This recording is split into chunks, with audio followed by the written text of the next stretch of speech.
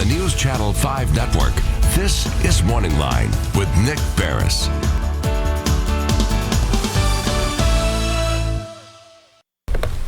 Good morning, everyone. Thanks for joining us on MorningLine. Nick Barris here on a chilly Tuesday, but hey, kick back, relax, and join in the conversation on this show. Many of you have been watching for years, so it's relaxing. You know exactly what's going on. I'm here. Show changes, and this is a good one this morning. We're going to be talking about Social Security as we do once a month, opening up the phone lines and taking any questions or comments many of you may have. SSI, disability, whether or not you should start taking your Social Security early or not, all those kinds of questions. And to help answer with that, he's here every month, Josh Horn. Good morning. From the administration. How are you, Josh? I'm doing well. Over the last few months, you've been coming on, and that beard has become fuller and fuller. And it works in this kind of weather, my friend. I look at that, and you just look warm, and you're wearing your sweater and all this. Yeah. I'll tell you, it's that time of year. We're past Thanksgiving, making our way to the holidays with Christmas and all of that, and New Year's. I'm just wondering, this time of year, anything specific folks with their Social Security are looking at? I know maybe for some, as they make their way into the new year, that's when they can decide, well, this is when I want to start maybe drawing my retirement. Is that how that works? Yeah, we got a lot of folks that are filing for retirement benefits because end of the year, and they're getting that all squared away and wanting to start their benefits in January. So we're seeing a lot of that. A lot of folks are filing online. It's still one of the most convenient ways. It takes about 10-15 minutes to jump on socialsecurity.gov and file that way, and so we're seeing a lot of those come in. One of the other things that we're seeing too, about this time of year, they do the recalculation to see how much Medicare you'll be owing over the next year. And if you remember, a few years ago they came out with an adjusted amount depending on your gross income. So folks who have a higher amount of income will actually pay a higher amount of Medicare premiums. Okay. And that's called the Income Related Medicare Adjustment Act. And so a lot of you are getting notices, and I know you're getting notices because you're calling or you're sending us letters that you've gotten those notices that you're paying higher premiums for that. And there are certain life-changing events. For example, retirement is a life-changing event where you may go through that and you may be asking us to take a second look at that income-related Medicare amount, because yes, 2 years ago you were making $200,000 a year, but now you're retired and you're not making nearly that much, and you're wanting a different decision made. And so we are seeing a lot of folks that form number for any of you who may be affected by a life-changing event is the SSA 44.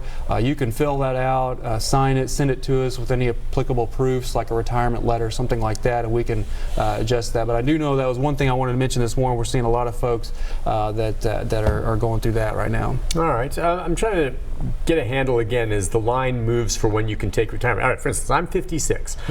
What age will I be able to take early retirement if I choose to do so? Yeah, we are shifting from 66 to 67. So I know I'm 67. It'll be completely shifted by the time I retire. Maybe 67 for me. So Yeah, 11. That would be full retirement or early retirement? That would be for full retirement. Early retirement's not changing. That's still age 62.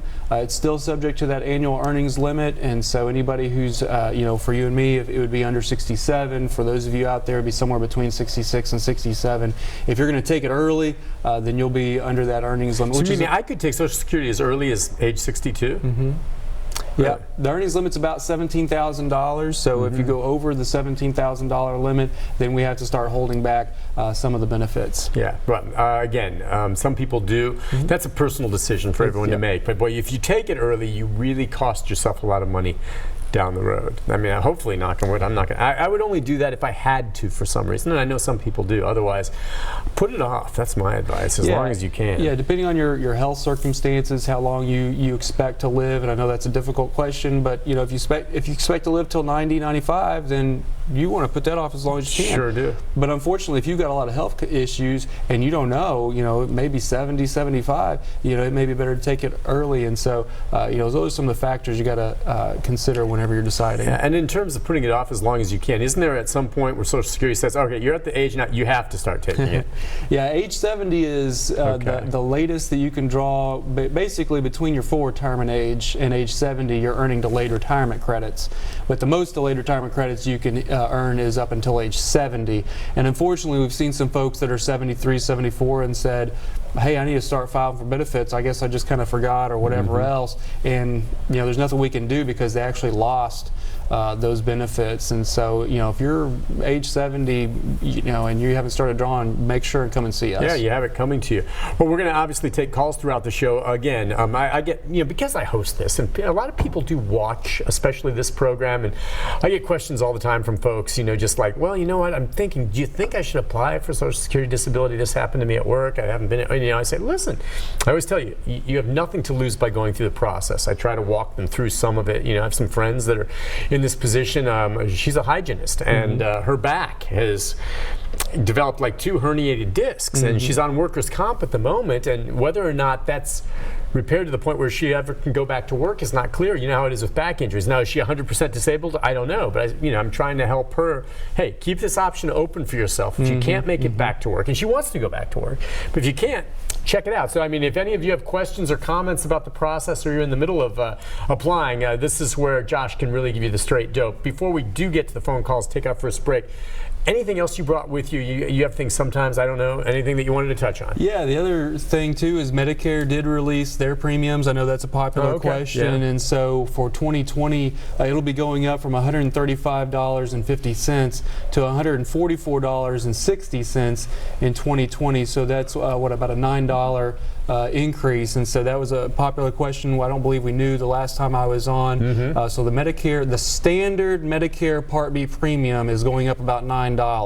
Now, for those of you who have some of the Advantage plans and the combination plans, it may be slightly different than that, but for the standard, it's going up by about $9. And of course, we talked last time about the cost of living, which is going to be 1.6%. So depending on how much your monthly benefits are, it could be, it could be the same amount as the Medicare that it's going up, could be a little bit more, something along those lines. Yeah, that's the thing. Usually they cancel each other out to some degree, right? I don't know. There wasn't a huge cost of living increase this year, but at least I still remember the time when there were years that there weren't any cost of living increases, which a lot of people find amazing. They go, everything's more expensive every year, right? It just seems that way. All right, anything else on that front? Just that you want to touch bases on? Yeah, I can go on for a long time. I just didn't know if there was something new, because we've got calls and we're going to take our first break, but I just wanted to make wait. I love this. This sheet says sensitive. Now, Josh is kind of high up in the hierarchy here.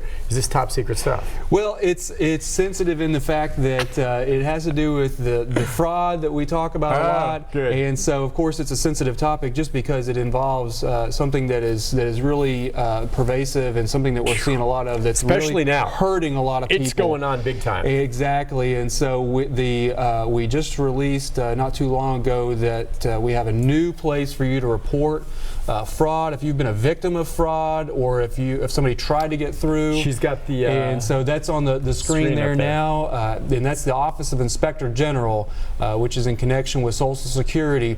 You can go to this website. It's a big red banner. In fact, I did it the other day because I've been getting fraud calls on my phone too, and there's a lot of questions on that form, and we just want you to fill out as much as you can, or as much as applicable to you. And so not all the questions may be applicable, but some of them, but most of them may be. But if you are either a victim, especially if you're a victim of some kind of fraud situation, or if folks have been calling and you want to report that, which helps the Office of Inspector General continue to combat this issue, you can go on that website, oig.ssa.gov, and report that fraud. What are they saying these days? Kind of like there's folks calling and saying this is the Social Security Administration trying to get your personal information and threatening that if you don't go along with what they're asking, that your benefit will be cut off. And for a lot of seniors who depend on this, if they were to lose that, they'd be in real dire straits. That scares them, and sometimes then common sense, and I don't blame them, goes out the window because they're just focused on losing the benefit and doing whatever they need to do to make sure it keeps coming, and that's how they fall prey. Listen, trust me, these things would not keep happening time and again if people did not fall for them. The sad fact is, people get taken all the time because these scumbags, and that's exactly what they are, who do this, are making money. They're getting away with it, and catching them is next to impossible. It's very, very challenging, and it's a scare tactic. They're trying to scare you into believing that your benefits are suspended or cut off, or that some kind of law enforcement action is going to be taken, and don't fall for it. It's really sad that this is going on. Yeah, and there's all different angles on it. You guys, if you have something that you want to share, it's everything from saying you need to fill out this paperwork and give us this info so we can process it, or you'll lose your benefit. Others, I've heard, have been accused of fraudulent activity on their Social Security, and you're facing criminal charges if you don't respond. Ultimately, they're always seeking either some of your personal information or somehow you to send them some type of money. And under any of those circumstances, I tell you, 1,000 zillion% of the time, it is fraud. Hang up, scream at them, and hang up, and don't give it a second thought. It is not Social Security. I promise you that. That's not the way these guys do business. They don't make threats. They don't make calls. They don't ask you for money. Period. End of story. All right, we're going to take a break on that note. When we come back, the number is 737-7587. We've got calls coming in for you. We're going to take as many as we can to help you through the end of the hour with Josh Horn, Social Security, right after this.